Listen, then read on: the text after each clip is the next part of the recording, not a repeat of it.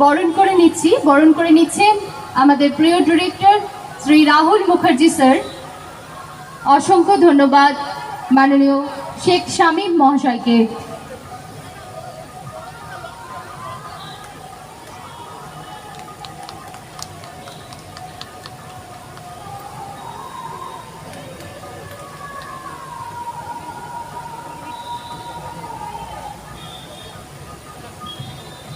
আমাদের মানে এন্টারটেনমেন্ট সেক্টরে মানে যারা সিরিয়াল, অভিনয়, মুভি, ছবি সব থেকে বড় মানে মানুষ আর আমাদের মধ্যে যে একটা ব্রিজ তৈরি করে দেয় তারা হলো এনারা মিডিয়া পার্সনরা। দাদাদের অনেক অনেক ধন্যবাদ এখানে আসার জন্য, আমাদের এই প্রোগ্রামটা আরও লাখ লাখ কোটি কোটি লোকের কাছে ছড়িয়ে দেওয়ার জন্যে। আজকে ওনাদের এই প্রোগ্রামে আসায় আমরা খুব খুশি এবং আমরা শুভেচ্ছা জানালাম আমাদের স্টারউই সিনেমাওয়ালার পক্ষ থেকে। এবং এই মাইক্রোফোনটি আমি দাদার হাতে তুলে দেবো, দুটো কথা বলো। নমস্কার। বেশি আমি দু কথা বলবো। সুন্দর একটা সংস্থার মধ্যে উনি নিয়ে এসে ফ্রিতে যে মেয়েদের বা শিক্ষক বা গান বাজনা, এটা খুবই ভালো। বা আমরা যতটা পারবো আমরা মিডিয়ার মধ্যে সেই সমস্ত আমরা এগিয়ে নিয়ে যাবো। বেশি দু কথা বলেই আমি দু কথা রাখবো। থ্যাংক ইউ দাদাকে। এবং এখনো অনেক প্রোগ্রাম আছে আর আমাদের নিজেদের স্টুডেন্টরাও আছে, আপনাদের গ্রামেরই ছেলে মেয়ে। এবং বলরাম কৃষ্ণ তো ন্যাশনাল, ওদের এক একটা নাচ যেমন আপনারা মনে করবেন কোনো রিয়ালিটি শো দেখছেন, এখনো 3-4টে গান চমক আছে। আপনারা সবাই সাথে থাকবেন, পাশে থাকবেন। Thank you.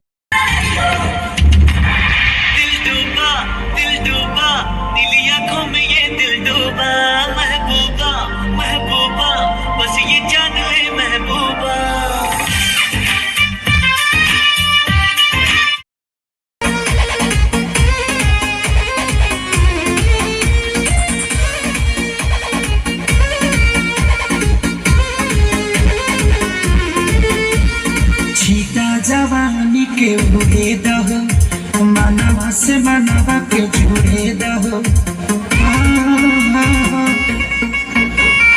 छीटा जवानी के उड़े दहो, मनवा से मनवा के जुड़े दहो। आज सुते दचा तारिया तान की टूट जाए राजा जी,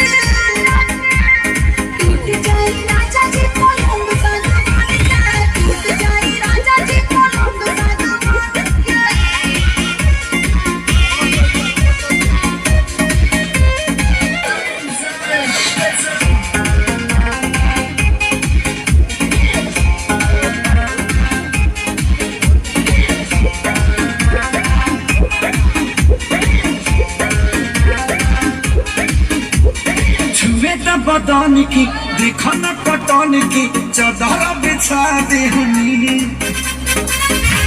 पलंग जी मन पिघला दे हनी, पलंग पर झुलवा झुला दे हनी। छुए न बदन की देखो न कटन की चादर बिछा दे हनी।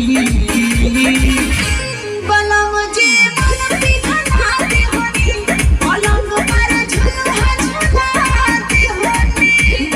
यार बात बेदिया खान के टूट जाए राजा जी, टूट जाए राजा जी पलंग साथ मान के, टूट जाए राजा जी पलंग साथ मान के।